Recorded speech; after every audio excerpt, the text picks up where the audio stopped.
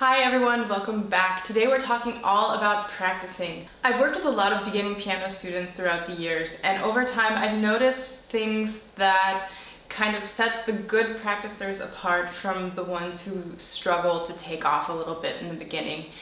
And so today I'm here with 7 tips for you that you can apply to your practicing. The first and most important of all of these tips is to practice consistently. Showing up every single day is, even if it's just for a little bit of time, is always going to beat practicing a lot on 1 or 2 days out of the week.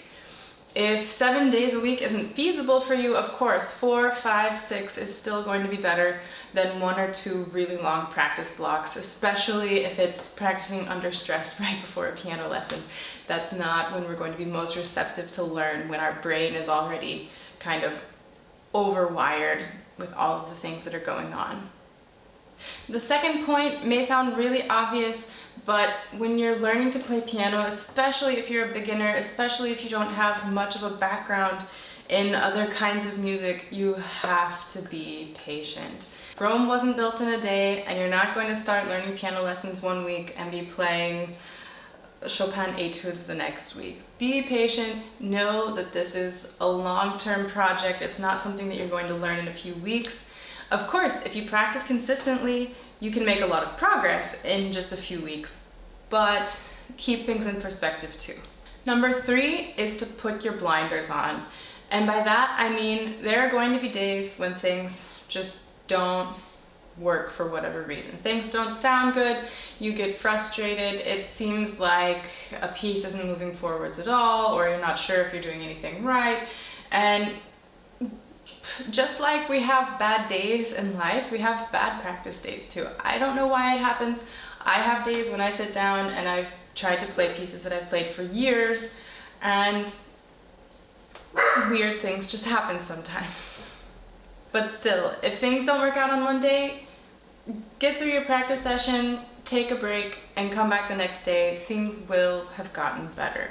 Step 4 is crucial, and it's something that it took me a long time to catch on to, and that is breaking pieces down into smaller chunks. It is not as fun to play pieces in chunks as it is to play all the way through. I know. But when we're learning, especially when we start moving into longer pieces and more complicated pieces, it's not feasible to just play all the way through something like we do in the very, very beginning, when we have pieces that are just 8 or 12 or 16 measures long. And it's really important to break things down into digestible chunks. My teacher when I was in high school, when I was struggling with this topic, she told me, inch by inch, life's a cinch, yard by yard, life is hard. And it didn't really sink in at that point, but the point is, when we break things into digestible chunks, each step is manageable, and if each step is manageable, then the big picture is also going to work out in the long run. So learn from my mistakes, break your pieces down, don't try to force your way through all the way through every single time, and you'll have a lot more comfortable learning experience. Of course, this doesn't mean you won't play all the way through the pieces. That's the most fun, that we shouldn't deny ourselves that pleasure, but do be consistent in your practicing and really being diligent in using good practice steps. Tip number 5 for you today is to focus on progress over perfection. We have probably all fallen into this trap at some point where, especially if we sit down with a piece and we really want to get one section really clean or really well prepared, and it's just not happening. And it's okay to say, okay, I'm going to set a maximum. Once I've reached this limit, I'm going to let it sit. And then when you come back the next day, the wonderful thing about the human brain is that when we stop practicing, our brain keeps processing all of that information. And when you come back the next day, you're going to be more relaxed. Your brain will have pieced some things together that weren't necessarily functioning the day before. And with that rest and with that time, you're going to notice, okay, it's maybe not perfect yet, but I have made progress and I am moving forward. Similarly, reminder number 6 is that good things take time. This is, of course, similar to being patient and keeping your blinders on, but I really want to stress the fact that there is a power of accumulation that happens over time. When we let things sit, and even if you practice a piece for 2 months or 6 months and then you say, okay, I'm taking a month off from this, and you come back a month later, you'll notice, of course, in the beginning you have to kind of relearn some things, but once it's there, you start to take off at a much better pace than you were moving through before. And I've seen this with lots of students, that when we work a really long time on a piece that's quite challenging, and it maybe doesn't even reach perfection, and then we just kind of get to a point where we say, nope, can't see this anymore.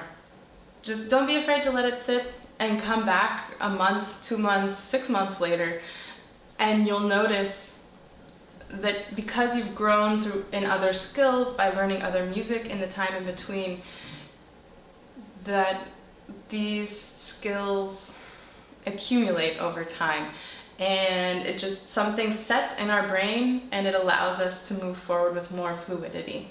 And tip number 7 for you today is a reminder that I have often found helpful from the Habits author James Clear, and he talks and writes a lot about the rule of 1%. If we commit to trying to improve by just 1% every day, there's a growth curve that's really, in the beginning it feels so slow, but then by the end of a year the progress has really taken off. And it's the inverse of if we lose 1% every day. So if you miss a few days of practicing, then of course your skills start to sink a bit, and then the first few days it doesn't matter so much, but over time it really starts to add up.